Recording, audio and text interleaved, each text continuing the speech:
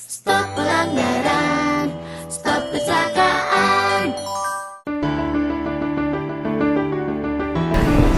Salam lalu lintas yang aman, selamat, tertib dan lancar. Ini kita sekarang bersama Bu Dewanti ya, dari UGM. Beliau salah satu pakar transportasi yang juga peduli terhadap masalah road safety.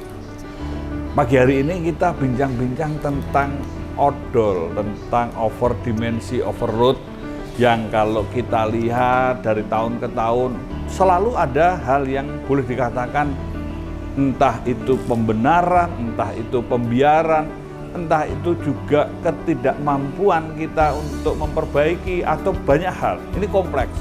Nah, kita akan bincang-bincang dengan Bu Dewanti.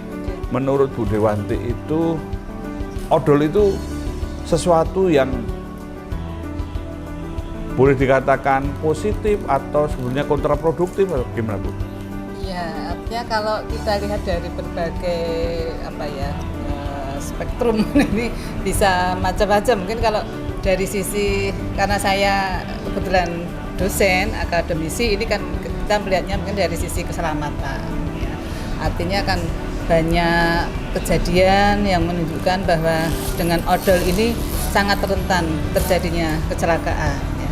Tapi di satu sisi memang kalau kita lihat dari pengusaha lah misalnya, dengan ngangkut banyak itu mungkin akan merasa jadi lebih banyak yang bisa diangkut, kapasitasnya bisa menjadi tinggi. Tetapi ternyata kalau dilihat dari penelitian yang ada, ini ternyata dengan odol ini pun juga menambah biaya. Karena apa?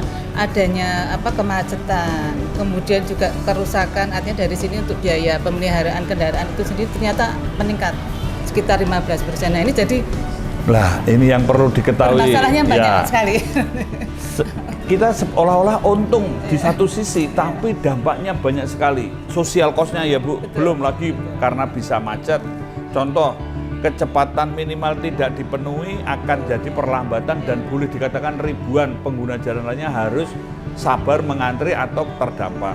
Dua, kalau misalnya patah as, ban pecah, atau kecelakaan, ini juga kerugiannya besar. Belum lagi kerusakan jalan, belum perawatan kendaraan. Dan ini semua memang perlu ada semacam, mungkin ini bukan hanya sekedar gerakan hukum saja Bu, tapi ini juga gerakan moral. Karena kalau tadi Bu Dewanti mengatakan odol ini berdampak keselamatan. Dan tadi nih hasil penelitian ini untungnya itu 15%, berarti 85% rugi nih Bu. Kan dampak luas ya.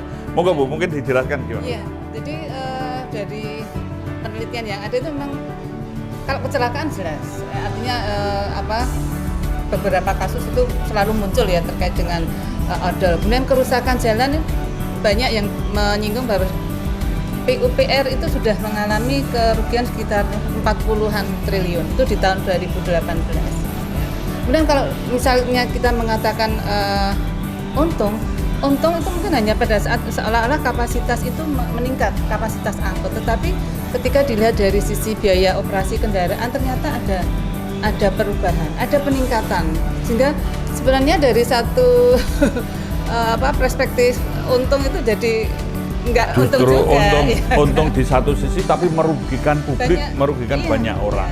Nah, ini yang memang harus dipahami bersama. Kita semua harus paham.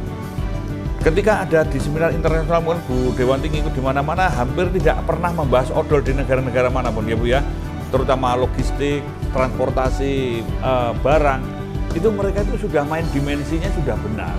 Nah, hanya di Indonesia mungkin ini tambal sulam, dirangkai-rangkai sendiri. Nah, ini menurut Bu Dewanti gimana Bu? Ini kalau kendaraannya katakan dimodifikasi yang tidak sesuai peruntukan atau tidak sesuai dengan kapasitas pabrikan gimana Bu? Ya harusnya begini, ini semuanya harus menyadari ya, semua pihak, artinya satu dari pihak mungkin produsen kendaraan atau mungkin juga karoserinya ya. Ini harus benar-benar paham bahwa penambahan panjang ataupun dimensi ini pada dasarnya akan merugikan semua pihak ya. Ini dari sisi pihak produsen kendaraan ataupun juga karoseri. Pihak pengusaha pun juga mesti istilahnya disadarkan juga bahwa dengan menggunakan kapasitas yang berlebihan ini untungnya mungkin tidak terlalu banyak, tapi ruginya bisa menjadi lebih besar. Dan ini citra bagi bangsa Indonesia sendiri juga ya Bu ya. Ini ada satu tulisan bahwa Indonesia itu satu-satunya negara di ASEAN yang masih odolnya masih Satu-satunya. Nah ini yang menurut kita harga diri Bu ya. Suatu bangsa ini harus punya harga diri juga karena lalu lintas ini juga refleksi budaya bangsa. Nah tadi dikatakan bahwa kalau kita masih bermain-main dengan hal ini dengan katakan pembenaran kalau saya boleh mengatakan, karena ternyata hasil riset menunjukkan ada banyak dan dampak konflik, dan memang kita harus membangun triple helix setidaknya ya antara pemerintah, akademisi dan juga pelaku bisnis untuk mengatasi atau menangani odol. Tidak hanya sebatas pada hukum, tetapi juga harus memikirkan bagaimana secara sosial budaya kita juga membangun untuk mengangkat harkat martabat manusia. Nah ini untuk closing, Bu Dewanti punya pesan-pesan moral apa Bu?